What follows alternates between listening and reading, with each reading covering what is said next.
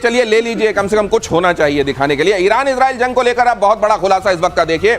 खामेने नहीं, पेजेश्कियान थे मोसाद के टारगेट पर। ईरानी राष्ट्रपति मसूद पेजेश्कियान ने खुद किया खुलासा।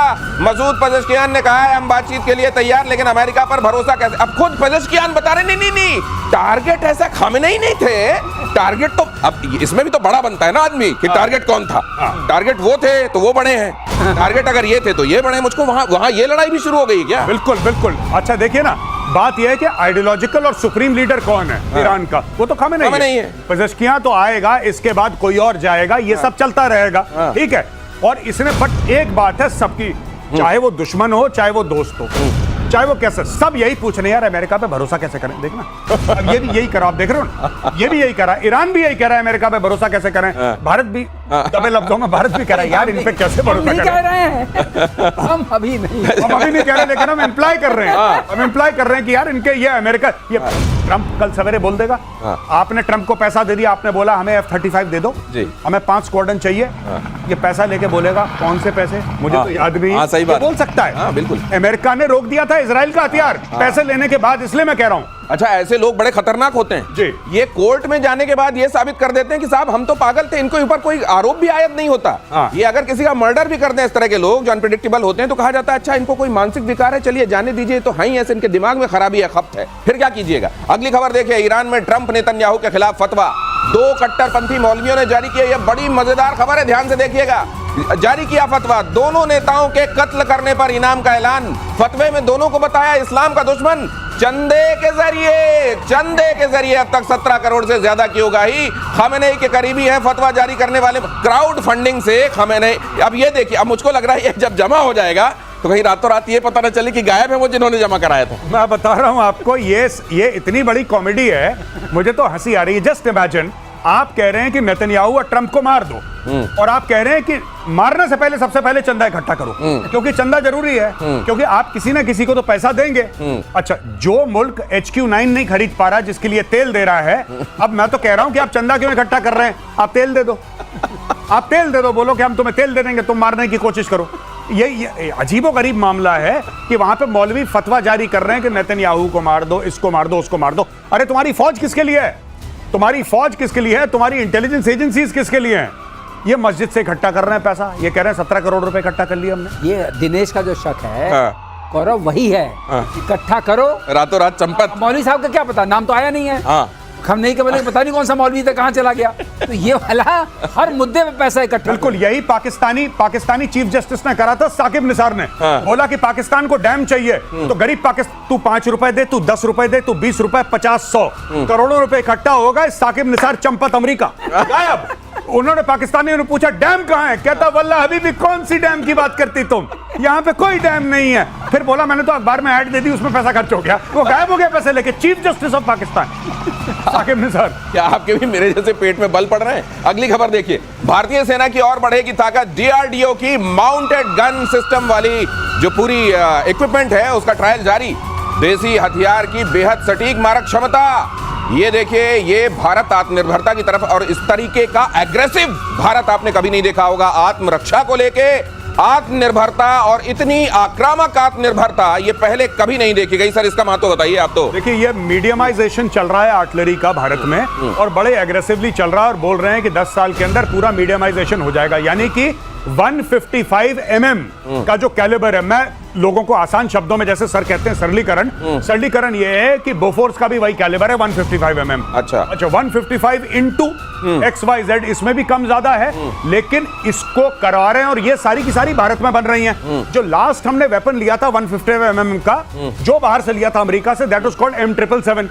अच्छा, M777 के बाद जितना भी है वो सब भारत में बन रहा है। बोफोर्स भी बाहर का, M777 भी बाहर का, लेकिन अब जो ये है, ये आप देख रहे हैं, everything is made in India, everything is made in India. Dinesh, इसमें बस एक बात जोड़ना चाहूंगा, अगली खबर पे आप टिप्पणी करें तो बड़ा अच्छा लगेगा, वो भी आप जोड़ दीजिएगा इसके साथ, कि इसकी तुलना में पाकिस्तान के पास क्या है वो देखिए। भारत की तुलना में पाकिस्तान के पास कबाड़ गन, चीन से SH-15 इंपोर्ट करता है पाकिस्तान। ये PCL 181 का निर्यात वाला ध्यान रखिएगा, एक्सपोर्ट संस्करण। एक्सपोर्ट कितनी बढ़िया चीज करता है चाइना, ये आप जानते हैं। ट्रक चेसी की ऑन रोड क्षमता बेहद कम, तो ये इसमें भी इसमें वही बात जो आपने बताई ना, इसमें सस्पेंशन जो है वो बहुत वीक है। तो अगर आप इसको किसी टेरेन पे ले गए, माउंटेनियस टेरेन पे या डेजर्ट में, बैठ गई गाड़ी चलेगा तो जहां खड़ी है वहीं से मारो। अभी ऊपर से जब ये फायर करती है गन, अनस्टेबल है तो फायर करते समय हिल जाएगी, तो सही जगह नहीं पहुंचेगी। और इसका वजन भी ज्यादा है। आपको एक चीज और बता दें, अपने वाले का वजन कम है। कोई भी इस तरह की गन, मैन्यूवरेबिलिटी बढ़ती है उससे, मैन्यूवरेबिलिटी बढ़ती है। आप उसको C-17 में ले आ सकते हैं, ग्लोब मास्टर में, माउंटेनियस रेंज में जाके आपको डिप्लॉय कर सकते हैं। उससे आपको बहुत बड़ा, और रेंज जो इसकी है वो 42 से लेकर 45 किलोमीटर तक का है, जो कि सीजर सबसे हल्की मानी जाती है, जो फ्रेंच वाली है वो 20 टन से नीचे है, हमारी वाली करीब 30 टन के आसपास। तो सर जरदारी साहब ने अपना 20% भी तो जुड़वाया होगा खरीदने में। 20% के चक्कर में गन हिल रही है। ये गन हिल रही है और वहां का मुस्तकबिल भी जबरदस्त हिल रहा है। वो आपको मैं रोज बताता ही हूँ, मेजर गौरव आर्य तो बहुत अच्छे से बताते हैं। पाकिस्तान में 27 यूट्यूब चैनल बंद। अगली खबर देखिए जरा। झूठी और भ्रामक जानकारियां देते थे ये पाकिस्तानी चैनल, ये कह के इनको बंद कराया गया है। नफरत को बढ़ावा देने के आरोप में इन पाकिस्तानी चैनलों को बंद कराया गया है। हकीकत बता देता हूं, अच्छा मेरे से अच्छा तो गौरव सर बताएंगे। हकीकत ये है कि मुनीर को ये चैनल पसंद नहीं थे। सर क्यों है ये, क्यों बंद? ये बेसिकली ये जितने भी चैनल बंद हुए हैं, ये वो पाकिस्तानी थे जो अपनी सरकार से, अपनी फौज से सवाल पूछते हैं। जैसे किसी ने बोला कि साहब आपने तो 5 राफेल गिरा दिए। मैं इन्हीं की बात कर रहा हूं चैनल्स की, जो आपके स्क्रीन पे दिख रहा है कि साहब आपने तो 5 राफेल गिरा दिए, कोई फोटोग्राफ है, कोई सबूत है, तू गद्दार है, जेल में डालो, इसका चैनल बंद कराओ। ये चल रहा है वहां पे, ठीक है। अब बोला कि साहब आपको फील्ड मार्शल बना दिया। फील्ड मार्शल तो उसको बनाया जाता है कुछ जंग जीतता है। यहाँ पे तो हमने इंस्टाग्राम पे, फेसबुक पे, टेलीविजन पे देखा कि पूरे पाकिस्तान में आग लगी हुई है, इंडिया ने मार मार के दुम्बा बना दिया। फिर आप फील्ड मार्शल कैसे बने? गद्दार है, जेल में डालो, यूट्यूब चैनल बंद कराओ उसका। ये चल रहा है वहां। ये देखिए, और अगली खबर देखिए। डोनाल्ड ट्रंप ने फिर से फोड़ा टैरिफ बॉम्ब। बांग्लादेश, जापान समेत 14 देशों पर बढ़ेगा टैरिफ।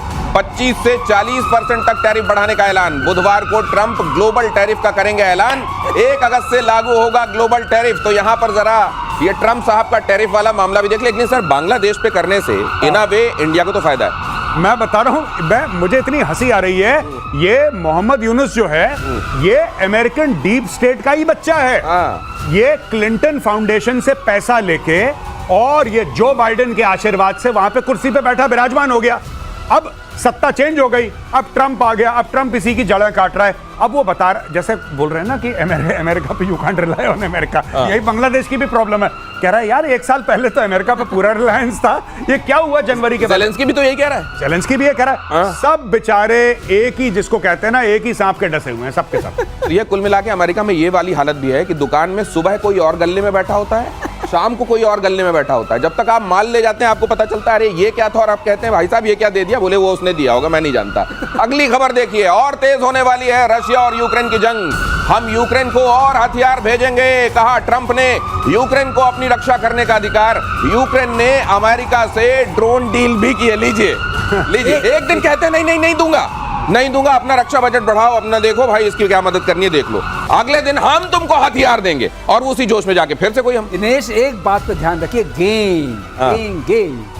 अब अभी तो बहुत दिन बाकी है, उसके बाद क्या पलटी मारेंगे वो किसी को नहीं पता। ये जाएगा कि नहीं जाएगा, ड्रोन डील हुई है कि नहीं हुई है, कौन किसको पैसे दे रहा है, इस पे अभी स्ट्रेटेजिक एम्बिग्युइटी का प्रश्न लगा के हम लोग छोड़ दें। नहीं तो ये क्यों करते हैं? ये ट्रंप एक दिन क्यों इसको कह देते हैं कि मैं दूंगा मदद। नहीं, देखिए बड़ी खूबसूरत सी चीज है। ट्रंप बेसिकली सेल्समैन है, ठीक है, ये सेल्स का आदमी है। ट्रंप कहता है कि देखो अब तुम्हें पुतिन खा जाएगा, तुम्हें अपना डिफेंस बजट बढ़ाना चाहिए क्योंकि मैं तो तुम्हें पैसे दूंगा नहीं। कि ठीक है मालिक, हमने अपना डिफेंस बजट बढ़ा दिया। कितना कर दिया? 2% से 5% कर दिया। अच्छा एक काम करो, वो 5% तुम मुझे दे दो, ठीक है, वो 5% तुम मुझे दे दो। अच्छा ये क्या कर रहा है ड्रोन डील? ये पैसे देगा ना ट्रंप को, ये अमेरिका को पैसे देगा। पहले आपने बोला कि तुम्हें रूस खा जाएगा, खा भी रहा है। इसने पूरे यूरोप का बजट बढ़वाया नेटो के थ्रू, पूरे नेटो का बजट बढ़वा दिया। 32 देश हैं। इसने यूक्रेन का बजट बढ़वा दिया, सबका बजट बढ़वा दिया। फिर बोलता है कि लाओ तो ये घाव भी बनवाएंगे, घाव भी देंगे और फिर मरहम भी बेच देंगे अपना। ये वाला मामला चल रहा है। और रशिया के विदेश मंत्री सर्गेई लैवरोव का अमेरिका पर हमला, क्या कहा है उन्होंने? लावरोव ने कहा अमेरिकी डॉलर की विश्वसनीयता खत्म हो गई है। रूस ने अमेरिकी सरकार के कर्ज पर चिंता जताई। डॉलर के मुकाबले आप देख लीजिए वहां का कर्ज कितना बढ़ गया है, सॉवरेन डेट कितना बढ़ गया है। उस हिसाब से डॉलर की विश्वसनीयता, और डॉलर को लेकर यह भी कहा जा रहा है कि अगर आपको खुद मुख्तारी कायम करनी है तो डॉलर वाले सिस्टम से बाहर आना होगा। ये ठीक है, बहुत दिनों की सोच है, लेकिन क्या इंप्लीमेंटेबल है, व्यावहारिक है?